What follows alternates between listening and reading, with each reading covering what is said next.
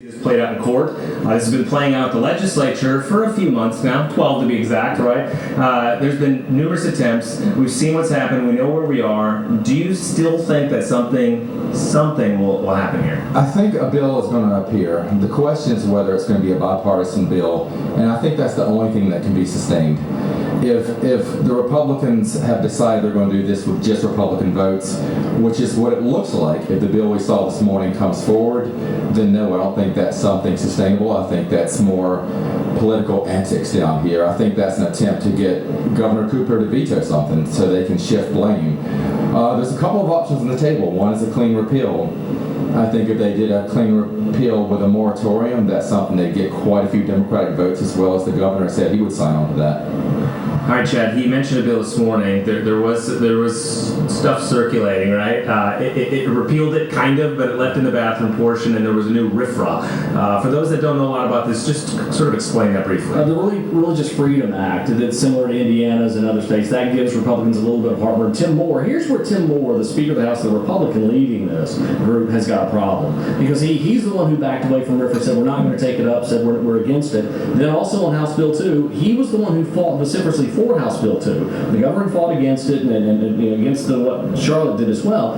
So now he's backing away from this, and this is causing consternation within the caucus. It's tough to get, as the representative said, the caucus is really disparate on this. The more conservative wing of the caucus doesn't want a full repeal. The more moderates, David Lewis and Nelson Dahl and those, are looking for some way out of this mess. And the problem is that he wasn't interested in repealing, and it's tough to figure out where the Speaker's philosophy is on this. And it's got, if I were a Democrat, I'd be very confused as to what it is they're trying to accomplish. But at the end of the day, I think House Bill 2 psychologically, I think the Democrats are using it to good purpose for making hay with the Republicans who look very confused on this issue.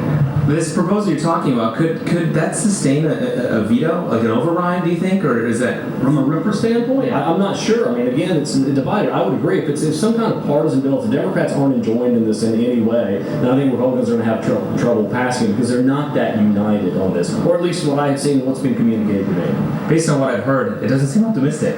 Well, not if this is the bill. The bottom line question is, will this solve the problem? And I'm glad he mentioned Indiana because they had a RFRA bill there, and business flooded out of the state because of RFRA, as bad as it did in North Carolina with HB2. So the fix that we saw this morning actually makes HB2 worse because it adds more discrimination. Under this, no city would ever be able to extend extra rights to LGBT or even veterans because those groups aren't a protected class unless the United States Supreme Court decides to say, yes, they are a protected class. Timeline. This is interesting because he talks about special rights, and that's what it ultimately comes down to. We have a case in Pennsylvania that could be addressed. Any of these gentlemen could probably look at it, where you had a boy in a male locker room, and a female was undressing there. He felt he had a right to privacy, and this is the thing: who has the right to privacy? And it's more than just a bathroom bill. If it were just about a bathroom bill, it'd be simpler. And this is where I wish, and would like to see in many others, the Democrats define the specifics of what they don't like about HB2, which specific parts, because there are several parts. And a lot of Republicans are uncomfortable with the entirety of HB 2 too, but they know that HB2 resonates with people rather than the details repair. We are unfortunately out of time, but let me just ask you this question. 1 year from today, is HB2 still law? No, we're going to get rid of that. Something will be out there. I don't know what, but there will be some form of bathroom protection. I can't even pretend to discern what that is. All right, gentlemen, good to see you. Thank you so much, and thanks to our other guests as well. And thank you so much for watching a special edition of Capitol Tonight at the Legislature. We will see you back here again tomorrow night in studio. Have a great night.